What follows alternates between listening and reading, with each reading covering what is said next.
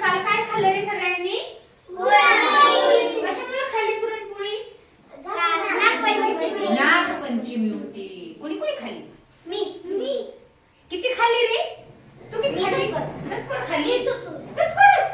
अरे तू एक खाल्ली. वा आवडती मग सिद्धीला. हा अर्धी खाल्ली. दोन. छान.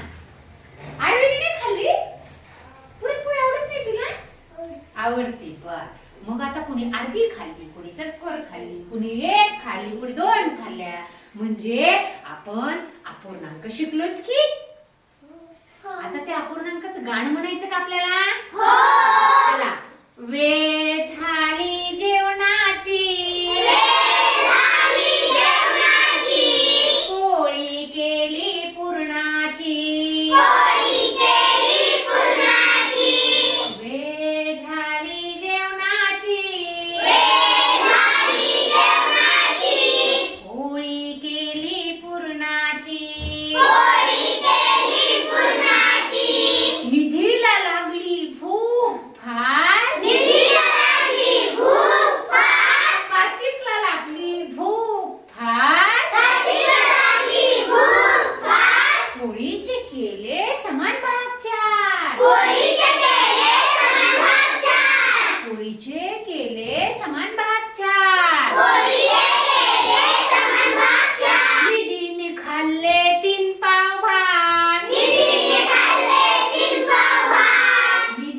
खाल्ले तीन पाव भात. उरला फक्त पाव भात. उरला फक्त पाव भात.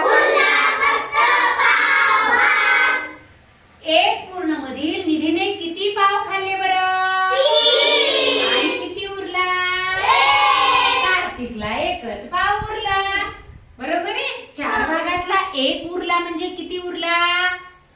सांगा. 4तला 1 उरला म्हणजे किती उरला? आणि 3 भाग निधीने खाल्ले म्हणजे किती खाल्ले?